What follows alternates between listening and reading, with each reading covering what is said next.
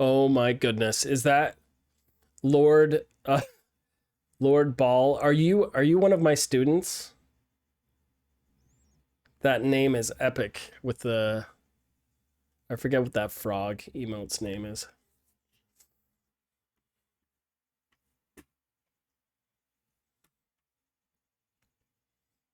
All right, I'm gonna get rid of the timer and the starting soon. We're gonna jump right into this. Really, this setup for getting started with the Hello Minecraft assignment really shouldn't take too long today. Hopefully everyone's here for for all of my students at the University of Utah. Just be aware we may have some occasional lurkers that may hop in, just because they're excited about level design in general. Agent Spencer asks, can we use any primitives? Are we restricted to cubes? For this particular assignment, you are restricted to that piece of geometry that I have on canvas. That is the only cube you can use, is that one cube. I'm very particular on this one assignment. After this, the world is your oyster, Agent Spencer. You can build whatever magical block out shapes, cubes, n-gons, polygons, NURBs that you like.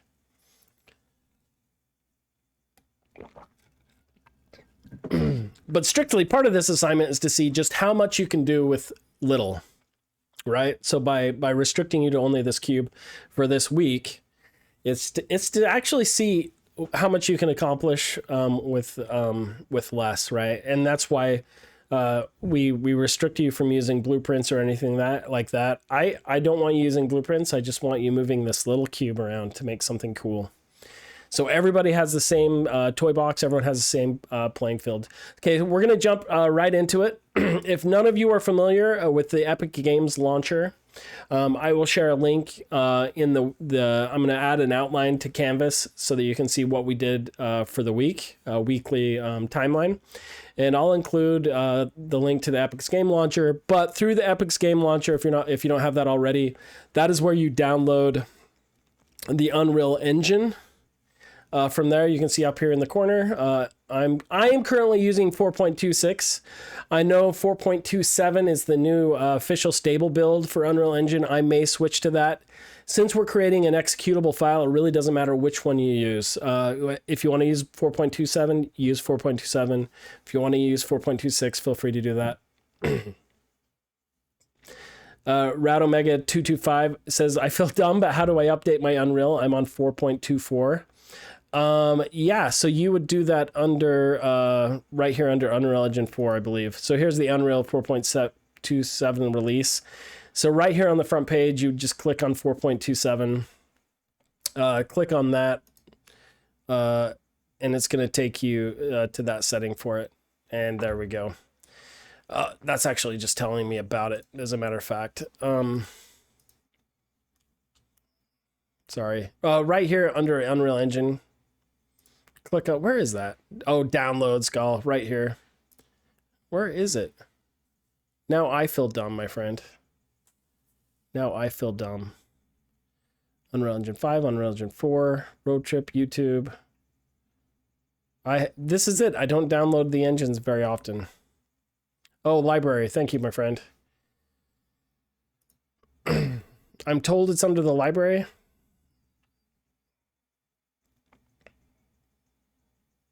Let's see what happens. My name is Matt. Seriously, what? It's not under library, is it? It's Unreal Engine. It's right there. Unless it's up here under oh, gall. Dang you. So I'm going to edit this so I don't look like a dumb. But I don't mind looking like a dumb. I do it all the time. Anyway, so right here under engine versions, under library, you can choose your engine versions. And there should be an option for 4.27 in there. So under this plus button, we click that. There we go. 4.27, if I wanted to install that, it would just take a little while. I should probably delete some of my older ones, but right now we're just going to go with 4.262. We're going to launch that bad boy. My name's Matt. I love you, man. Radomega Games says, oh, I don't have multiple engines. I really shouldn't, because they're bulky and they take up a lot of space on my PC, so I should probably delete a lot of them. Yeah, if you want to delete anyone right here, you can just remove engines. Like, for example, I'm going to uninstall 4.25.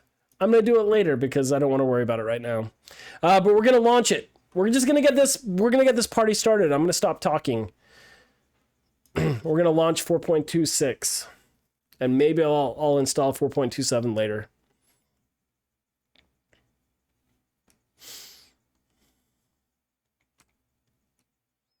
And as we're going, feel free to ask any questions. Come on, buddy. Let's launch. Let's do this.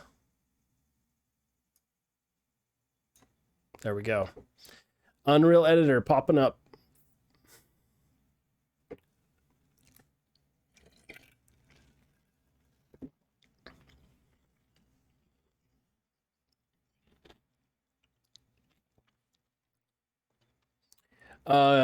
Gandalf Bronze 5 says, while we wait, how's you Unreal Engine 5? I hear it's really buggy. I have not used it a whole lot. I've opened it up and cracked it open. I should do a little tour of it. I should do like a little live tour with the class. I've stuck with the lower version because I was debating whether to use Unreal 5 for this class, but there are a lot of buggy issues, and so I thought I'd keep it stable. The interface is a lot better. Everything looks better. Yeah, but it's not super stable. So if you know your way around Unreal Engine 4, you won't feel that lost on Unreal Engine 5. A lot of much needed visual updates on the editor and the viewport looks better too. Yeah, my name is Matt is saying that the interface is so much better. Yep. That's the biggest thing. So this is a Minecraft level I built for the class yesterday. Actually, we're gonna do a whole new one. So this is the interface that you'll have when you open up Unreal to create a new project. And so what I want you to do for this Hello Minecraft project is click on Games, Next.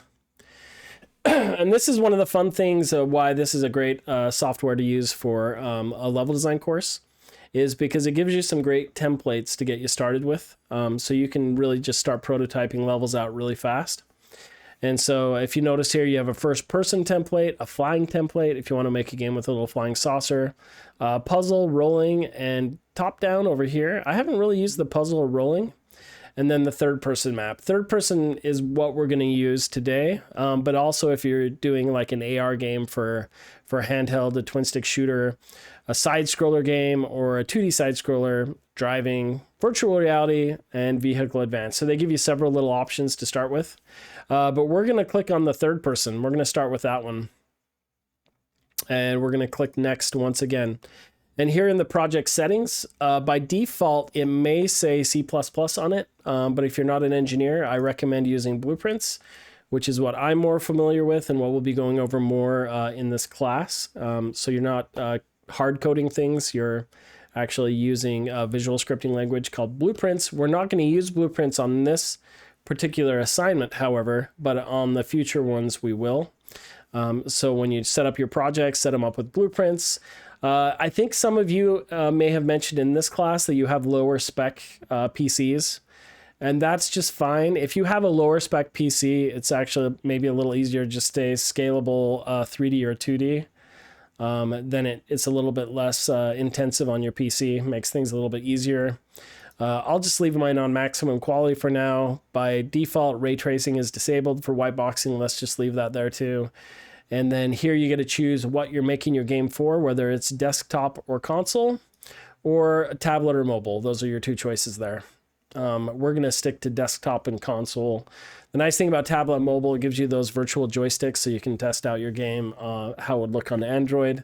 There's a little bit of a setup to export it to Android or push it to an Android phone. We're not going to go over that in this course. We're going to keep things to the desktop console properties. And then you get a choice whether you want to just take some of the starter content or not, or leave your project folders more bare bones. We're just going to leave the starter content in. Why not? We'll be able to use some of the sound effects and particle effects on later projects as standalone, as just like default quick stub in placement stuff. So that being said, is everyone with me so far? Is this all making sense?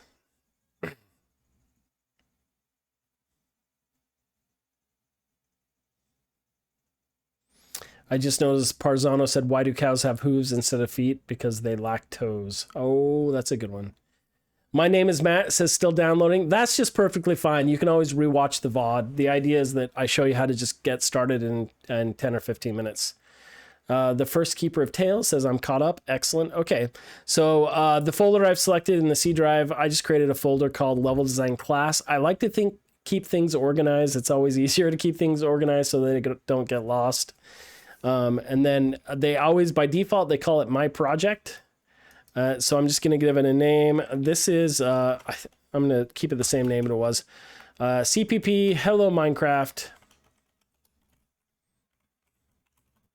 And we're going to call it 02 or just 2 because I can't do a 02. So this is CPP Hello Minecraft 2 because the second one I've created. Nat W says, will the VODs be uploaded on Canvas? They can be. They can be. I'll download them and upload them to Canvas. I can totally do that. That or I can share the link on the timeline as well. So yeah, I can absolutely do that. They stay on Twitch for 90 days, which is kind of nice. So one way or another, it will be on Canvas for you. Yeah, that's part of the reason I do this on Twitch as well, is because it's really easy to save the VODs for you. Parzano says, share the link on the timeline. I will. I'll do that just for you. Only because you asked nicely. Okay, here we go. So we've gotten this far. We're going to hit create project.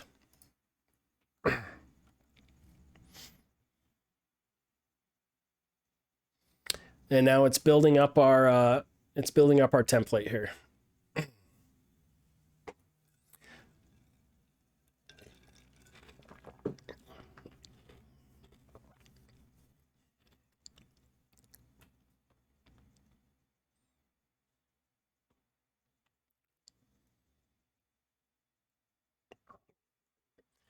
Any minute now.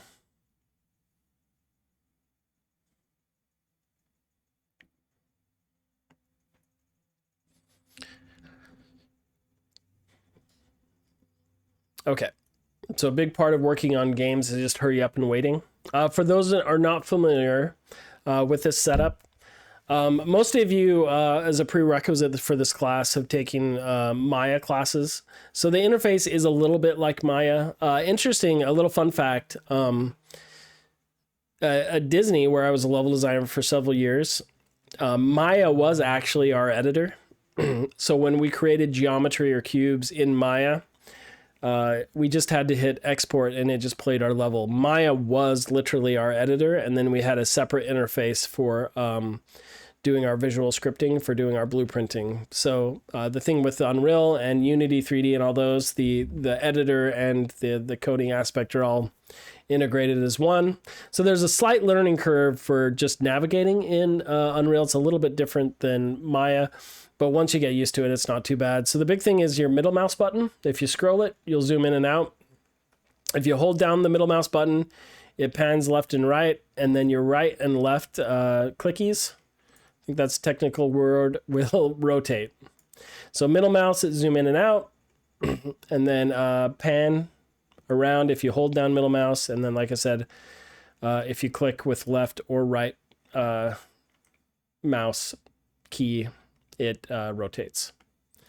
Fun fact too, if you hold down middle mouse button, you can use WASD, W-A-S-D, to navigate around free cam mode, kind of like you would in a video game. So that's kind of handy as well to get around if you want to do that. But a few different options. So by default, Unreal creates this little third-person character template. If you see down here, this little mannequin, this Unreal mannequin, this little character down there, that's your player start character. And so if I were to play the game right now, it's already set up a little environment for you. So up here under play, I'm just going to hit play, and it just plays it right here within my editor. So if I click on the screen, I can move my camera around, I can see my character, and he's set up with a little run cycle. He can run around, use WASD to run around in this little environment. He can jump and run around.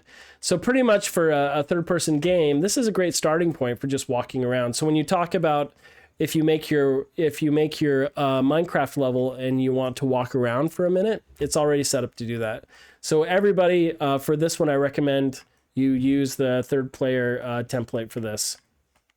And I like on this first assignment for everyone to use the same assets and templates and the same rules, because we're able to check out everyone's work, and it's kind of the same playing field. Like I said, we're gonna set you loose later on, but that's where it is. So once you've kind of tested out this little player, you're kind of done, you want to go back to edit mode, you just hit escape and it takes you back into your edit mode. So this is like the Maya viewport. Once again, only you can play your level in it. There's some other options for popping out of the viewport and doing different things, but like I said, this particular demo, we're going to keep it just as simple as humanly possible. And so all this good stuff in here, we're actually going to delete it all. If you look over on the right, you have the world outliner. It is much like the outliner in Maya, where it shows all the assets that you have in your scene. And so over here, I can either click some of these walls in the outliner, or I can select them in the scene itself. And you can see I have a manipulator, just like with Maya as well. I can move these walls around if I want, or I can delete them. I don't want any of this stuff. We want a clean scene. So we're going to delete all this stuff. So I'm just going to hold down Shift, select all these objects in the outliner, and just hit delete. And this is some Unreal text right here, this little third person sign right there. Text render actor, we can just delete that.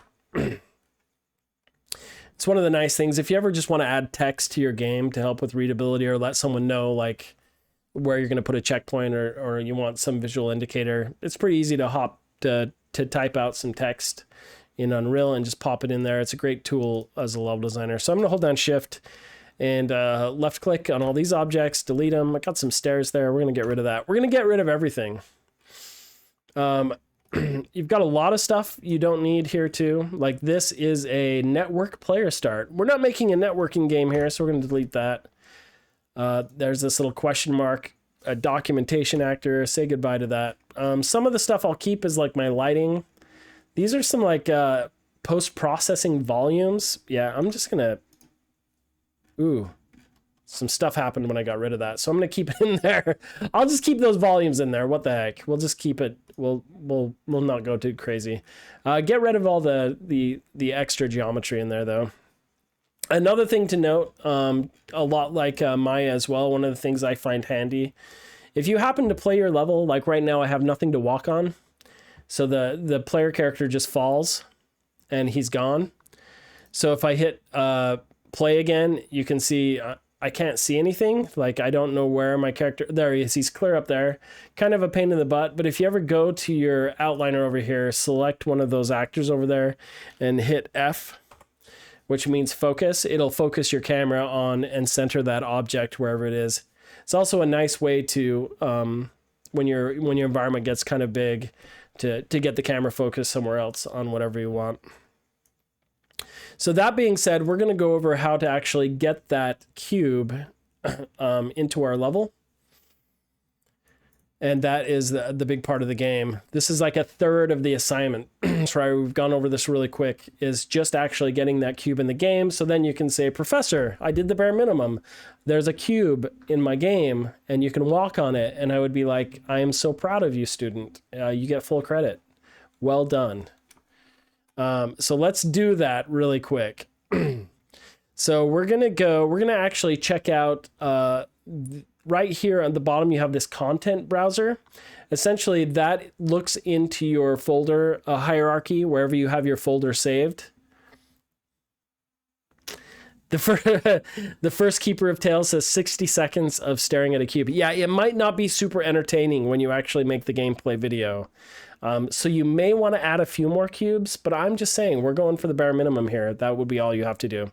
So if we look here, this is your content browser. Content, it's got all these folders that are pre-built with your template. You've got geometry, you've got your mannequin, which is this character right here, your third person and your third person blueprint. We'll talk about the third person blueprint later.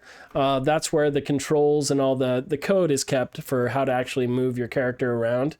And it's pretty easy to understand, but for this one, we're shying away from blueprints right now. Hunt the Sun said, I saw this gameplay trailer at GDC last year of making a cube. That is awesome. Okay, so let's, I'm just curious. Will this go to show in content browser? Oh, that's kind of cool. You actually have an Unreal content browser here too. I've never used this. I usually actually go to the Windows Explorer, but we're going to do it this way. Let's try this. We're going to do it a couple different ways. So here's the content browser here. Under geometry, I'm just going to put my cube under geometry because that's what it is. If I click under the meshes tab, this is the pre-built geometry that they added into the level. You've got a template floor and the chamfer and the cube. They use those to create the walls and the floor and everything else. I'm going to ignore that stuff. I'm just going to look here under geometry. I'm going to right click and say import to game geometry. So we're going to click on import. Couple ways to do this. We could just add that FBX cube to the folders. We'll do this both ways, and I'll kind of show you where it appears. But I saved that file just to my desktop. It is obj_cube bevel. So I downloaded it from Canvas, set it on my desktop, obj cube bevel. We're going to import that into our folder. We're just going to hit open here. And we're going to ignore all this stuff for now, just to make our lives easier. We're going to hit import all. And you can see right here, it brought that beveled cube into my content browser. So I can either look at it in here, or actually if I click on this geometry folder down below, and you see its contents, geometry, there's that cube that I just imported from Canvas. So right now, we can just take this cube and just drag it right into our scene. And we'll just click it right from the content browser right here into our scene. We can drop it wherever we want. So we'll just drop it kind of right under our player character. Maybe we'll raise it a little bit so it's right under his feet. And now we will hit play. Oh, I still landed on it. So this is what we're talking about. You could do a full minute of recording of this right here. And technically, if you exported the project as an executable and did a 1-minute gameplay footage, submitted that of this, that's 100% on the project for this week. I've set the bar very low. If you want to do a little bit more, we'll go over that right now, because it's not that much effort to create something maybe a little bit better than this. I'm going to hit escape to get out of it. Just to show a few tools within Unreal to help you guys a little bit to build something faster. Gandalf the Bronze says, can we make a jump puzzle? You can, but as long as you stick to my rules of no blueprints, though. It all has to be this. The first keeper of Tails says, can we scale rotate the cube? Absolutely not. You cannot scale or rotate said cube. Right? So we're going to go over some stuff to kind of speed up the process of laying out your level really quick. Okay, you can see if I grab one of these manipulators, it kind of moves freeform through the level. I want to make my process a little bit faster and easier to do this. So up here, at the top of the viewport, you can see right here, you have your move, rotate, and scale manipulators. You're only going to use the move for this one, but you can see how easy they are to flip through. If I did want to rotate it, it's pretty easy to set up, right? If I wanted to scale it, that's pretty easy to do as well. But we're not. We're going to stick to this move one. The thing is, I want to make it easier to move these around and have them be side by side with each other. So up here over to the right, you can see this little orange thing. It says enables or disables snapping to the grid. So it's actually snapping to the grid right now. It's just my grid is so small that it's snapping in tiny little increments. So I want to make those increments a little bit bigger. So you can see right here, I'll change this from 10 to 50 units. And you can see it's snapping a little bit further away. And if I actually hold down Alt, if you hold down Alt and select an object and move it, it will actually duplicate the object. So really quickly, I'm able to lay out some more cubes really fast. I don't have to grab them from down into the content browser, but they're kind of snapping through each other. So I'm going to delete these guys. Actually, I could have left them. It doesn't matter. But I'm going to change the grid snapping to 100.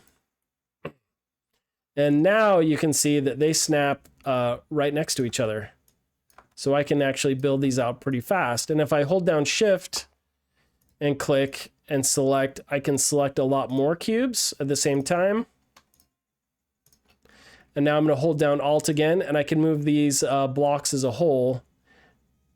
And you have to hold down Alt again every time you do it. But you can see I can start placing some blocks, some cubes really fast throughout the level. Right, so I hit play now. I've got a little bit more to run on, you know. This might be still kind of boring for a 1-minute video, but we're going to check it out. The problem with this, though, now is after I've set the grid to 100, without dragging from the content browser, I don't know exactly where to place that initial one. So if I place any new bricks in my level, they're not going to match up with those ones. So what I'm actually going to do is I'm actually going to delete all my previous ones. Now that I've set my grid snapping to 100, I want it all to be lined up with that. So I'm going to select all of these guys, hit delete. Now if I grab that original block, put it under my character over here.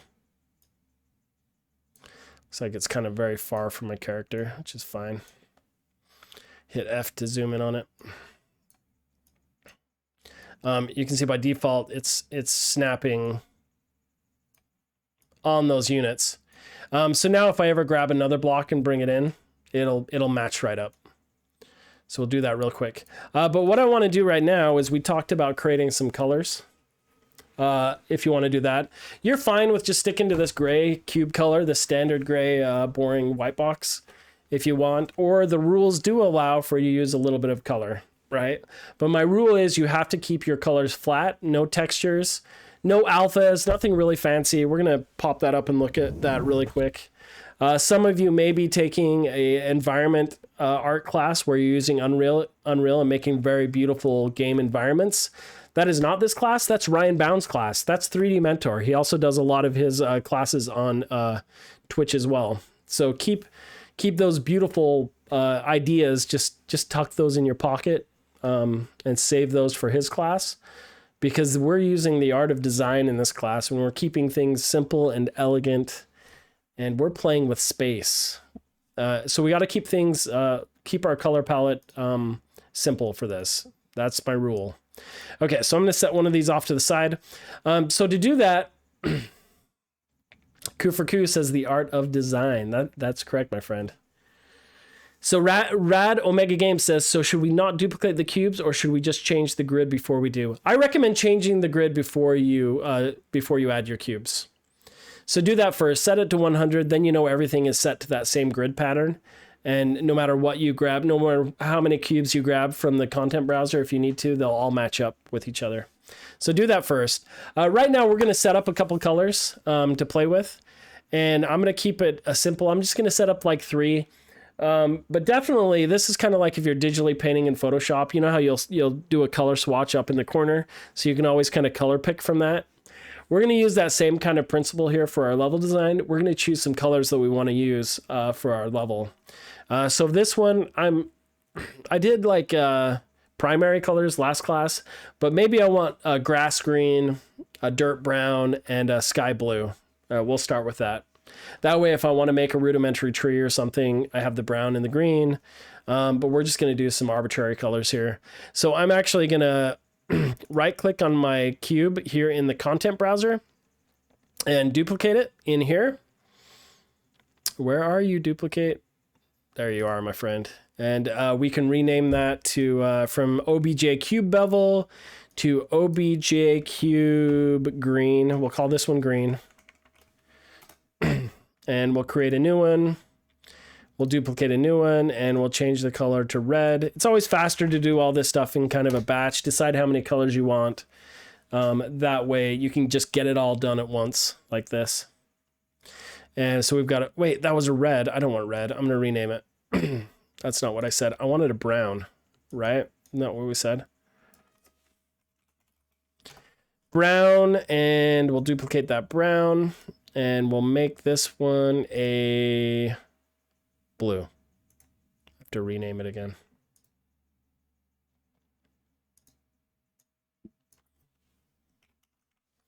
There we go. We got these 3 cubes. Notice they're still gray. We actually need to create some new materials to apply to these ones because the only material we have currently is this world grid material. And this is a little different than I did it in the class yesterday. But since we have this world grid material here already, let's just make our life easier. So actually, I want to see what's in this. So I'm actually going to double click this world grid material and see what it has. Oh, check this out. Oh, this is a million times easier. Okay, so it's got a parameter on here. Okay, so I'm going to do this both ways just so you know how to create a new one. But this world grid material, this is actually the material from Maya that exported with that FBX cube and was imported into Unreal. That's one of the fancy things about these software system, whether it's 3D Studio Max or Maya or whatever 3D software using Blender. It kind of recognizes this general hierarchy that's used in all software. So if you bring in a flat color file, it'll actually bring it in. Kuferku says, isn't it Control plus W to hotkey duplicate the selected object? It probably is, but I'm trying to keep it simple, Kuferku. You're showing me up. Kuferku is awesome. Ray Team Strategy, how are you doing? He says, congrats on getting featured as a judge for one. What? I'm a judge? I did not know that. But thank you very much, Ray Team. Okay, here we go. So that's the parameter. So this is that gray color. So we're going to leave this gray as is. The truth is, if I went in and adjusted this at all, like say we made this material a lighter color, because it's associated with all of those, since it's associated with all those blocks already in my level, and those new blue, red, green, or blue, green, and brown ones, you can see it changes color over here. If we hit OK on that and save it, it's going to lighten up our cube in our scene as well. So now you see that the cube is lighter, this world grid material, and all these cubes changed color as well. So we could just duplicate this and I could just mess with the colors. We're going to do it both ways. So I'm going to duplicate this world grid material and we're going to call it matte underscore cube blue and show how easy it is to just create a new color.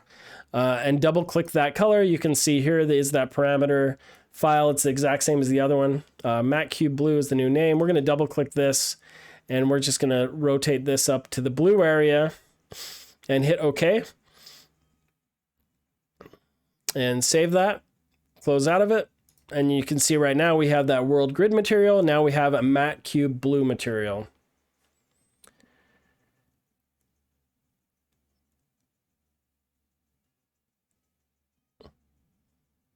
Okay, so we have the blue material. So I want to apply this to our blue cube. So I'm going to double click this blue cube right here. And you can see right here, it shows it up in a little viewport. And we can rotate around that. We are just going to, up here at the top, you see a lot of options. You can adjust its collision, etc. But we're keeping this simple for this class right here. We're going to keep it simple. Just so everyone's aware, Ray Team Strategy, a lot of people popping in, they watch me play Mario Maker 2. And so they're a little confused about why I'm going over Unreal Engine class stuff right now. But that's it, Ray. We're going over a class at the University of Utah. So feel free to stick around and enjoy the show. But here we go. So we have this cube here. We want to change the color to blue. And so under here at the very top, you have this little slot called material slots. We're going to click on the caret right here. And as it goes down, you can see my MAT cube blue material is now there because I created it. So we're going to select that. Now I have a blue cube. Pretty simple. I'm going to save that and close it.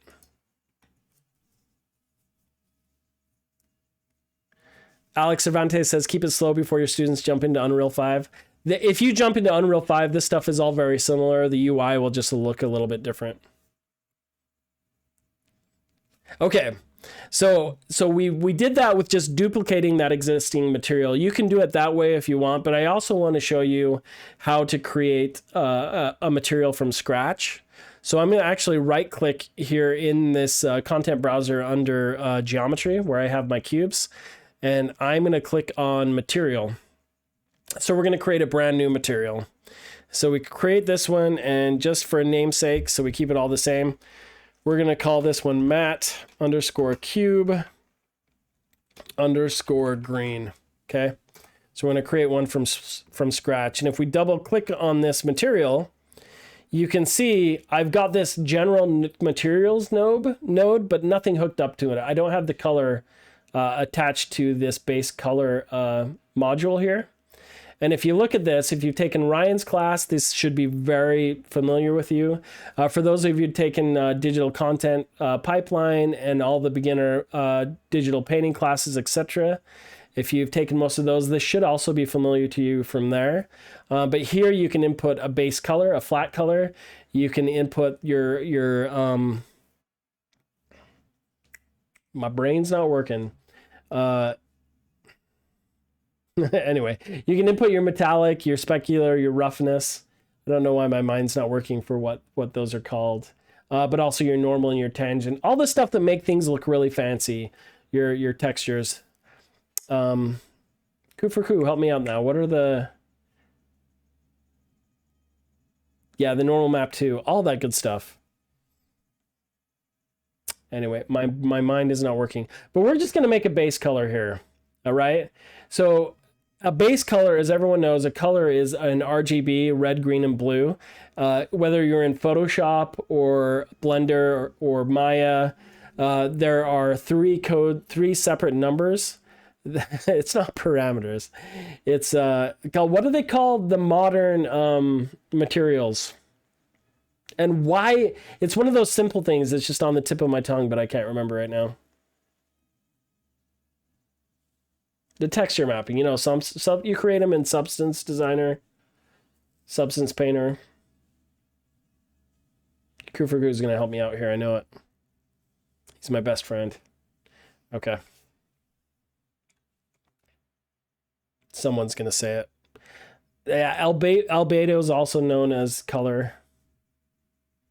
Oh, I can't believe my brain's not working. Just forget it. So we're going to add the RGB code to the base color here. So if I actually drag off that and start creating a node and let go, it'll actually have a little pop-up. We're going to do a constant vector here. At least that's what I think it's called. The nice thing, you just start typing in this top browser for what you think it is. It's very like programmer centric, but it takes a little time to get to know it. I wish, honestly, if it was my druthers, if I was writing the engine, I would click off of this and say color, and it would give me that. But we're going to do a constant 3 vector here, and that gives us those three numbers that we can add in that are RGB values, which are essentially a color or an albedo map. So right now it's at 000, which is black. We're going to double click that guy, and you can see it'll get us a color picker, so we can decide what color we want this to be. And this was our green, right? So we're going to drag it over to green. We're going to adjust the contrast so it's up here around the middle. Make a nice green color. You can adjust that at your leisure when you're making your levels. And we're just going to hit OK on that. So from there, you can see we just made a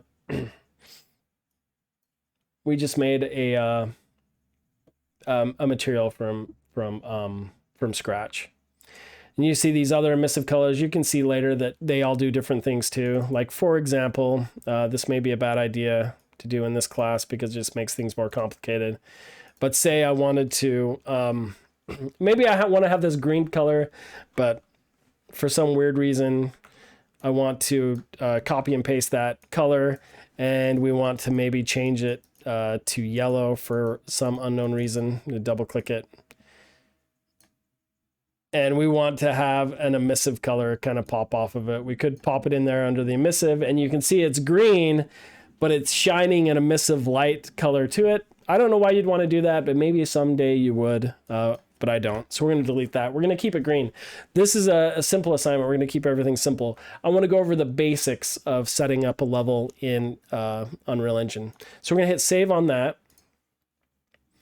And you can see right now I have my green color, and now the other color was brown. So I'm going to duplicate this green material, and we're going to call it, dang it, I wanted to rename it.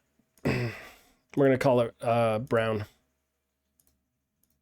There we go.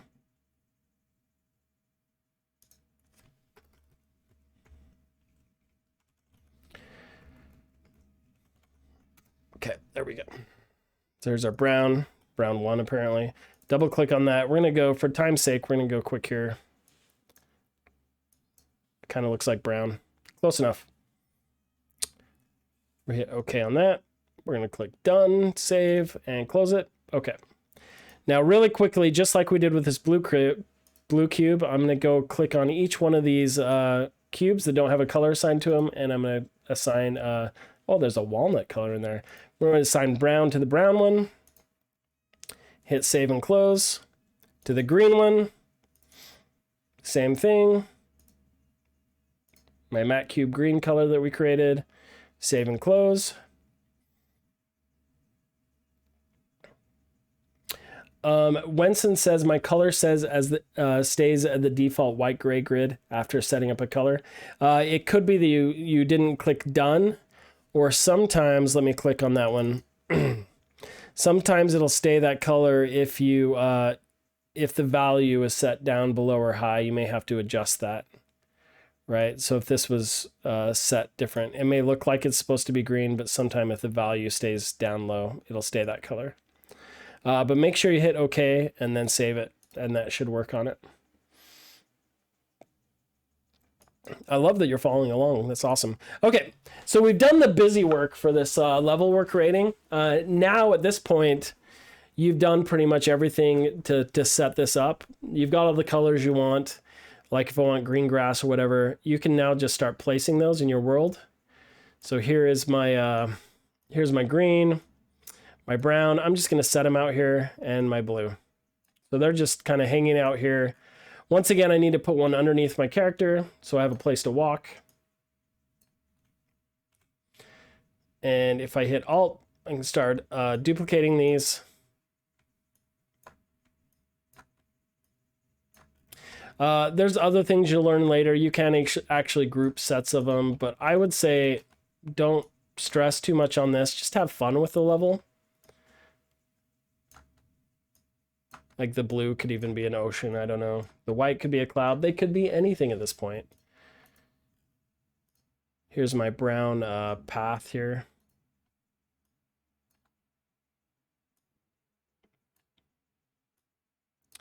So really after going over this setup, I mean, oh, that's weird. That's not sticking the same place I wanted it.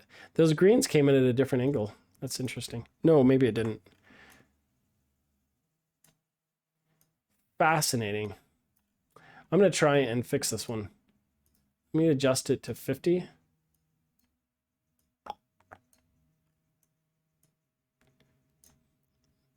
Or I'll delete it. Let me delete that guy. Set it back to 100. They should kind of snap off of each other. Bring it up here. Interesting. So these are snapping on the wrong grid. So I may have to fix that. There we go. So these are all the right. And that's right. Okay, so for some reason I set the green one up strangely. But anyway, that's neither here nor there. It's pretty easy to fix. But we're going to hit play on this now. And you can see this rather fantastic level I've created. I cannot wait to see what you all create. These cubes can go be plastered. Hello Minecraft world. All you want. Right? So could even grab these guys and build some stairs. You want to start building up your mountains or something.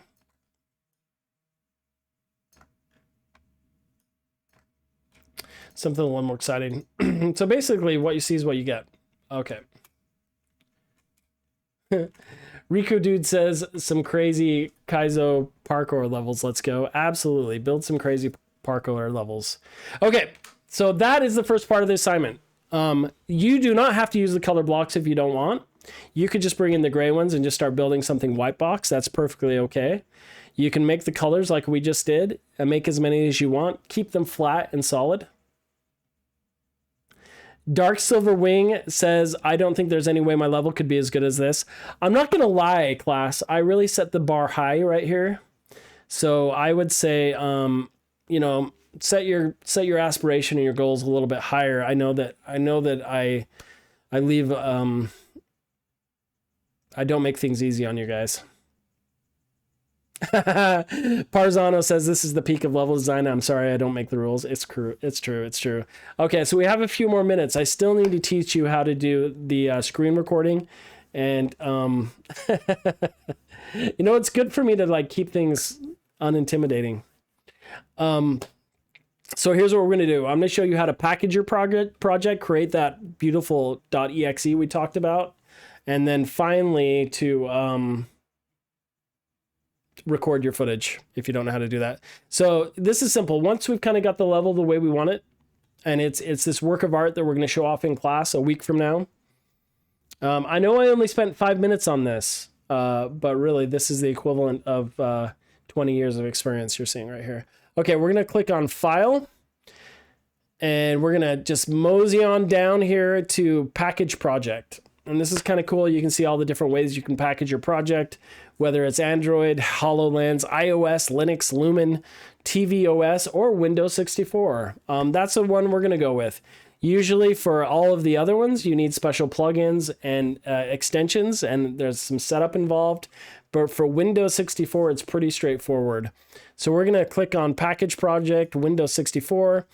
It'll give you a file to play it. This is my Hello Minecraft 2 project folders, where my project is. We're just going to save it right in here. Actually, just to keep things neat and tidy, I could make another one in here called builds. And so I know that's where I'm going to have my .exes located. So I'm going to select that folder, hit OK, and it's going to start packaging now, and it's going to take a little time. This is the fun part of game design, where you sit and wait for builds to build. It has to do some like crunch the light. If you do this as scalable 2D, 3D, it'll actually be much faster if you're into that.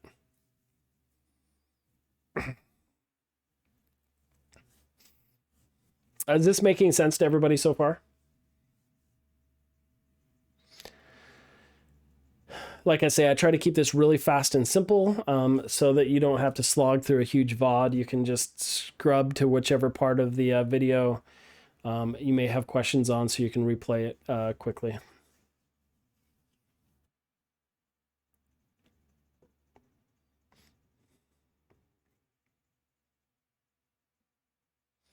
And just so you know, so this is due on Wednesday night of next week. We'll be showing off some of the best levels in class, because it's always fun to look at these. So we'll play a few of them. All right, did it finish? I think it finished. Okay, so I'm going to minimize this. We're going to go to my C drive and open up the folder here where that is. So this is level design class, Minecraft 2. Here we go. So you see here under my builds folder, I've got this folder called Windows No Editor. It's always a good idea to change the name of that so that I know who is submitting their project, so that I don't just get a whole bunch of files called Windows No Editor. So definitely add your last name or your name to the front of that, so your level doesn't get lost in the masses. But this in the video is what you'll be saving out for me.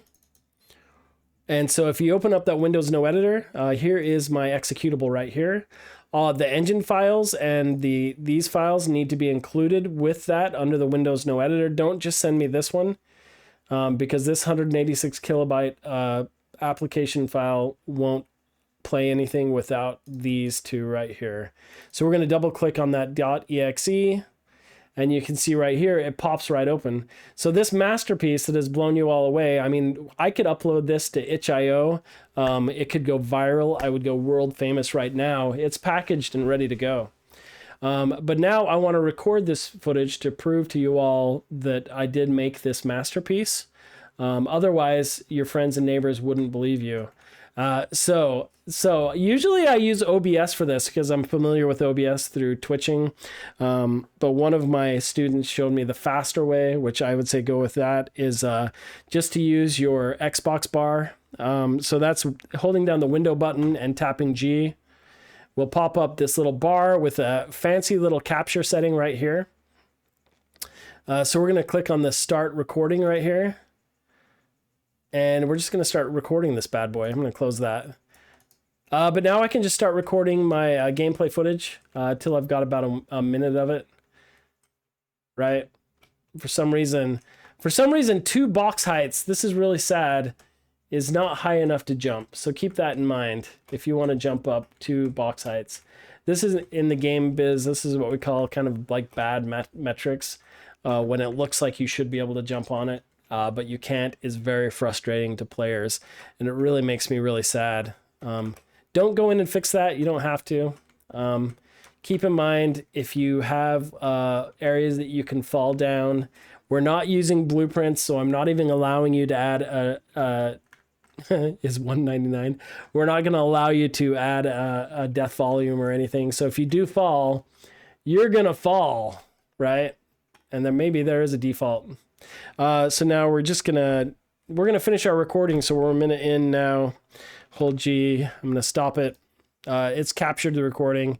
I think if I click under gallery, where's my gallery at? I had some fancy students show me where this was before. I don't remember where the gallery is. Does anyone know where the gallery is?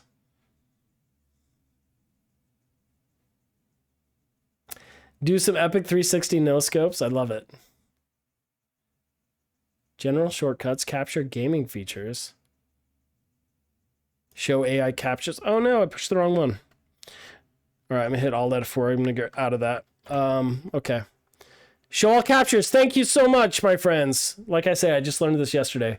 It's pretty easy. That's why I have students here to help me. But here you can see that video. You can go to the file location and we'll hit continue. Bada bing, bada boom. Here's the video that you're going to submit. And if you've done all these things, you've added a cube to your level, you've created the Windows No Editor.exe, but you've named it appropriately so I know who you are, and you've created this beautiful 1-minute video of that level you created, that's all there is to the first assignment.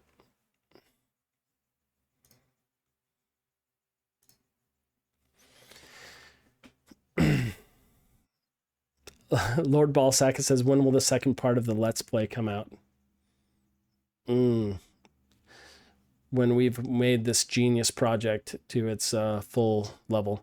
So we've actually reached the end of class. We're a few minutes over, and I apologize for that, everybody. But that's it. If you have any questions, you can message Lawrence or I on Discord. That's the fastest way to get a hold of us. This video, in the next little bit, I'll probably download it and add it to Canvas, so you can watch it, and also include the link to the VOD in case that is too long of a download and you just want to watch it online without downloading anything. That's fine too. That is it. That is your first assignment. I can't wait to see them come out next week. Thank you everybody for coming to class, I guess.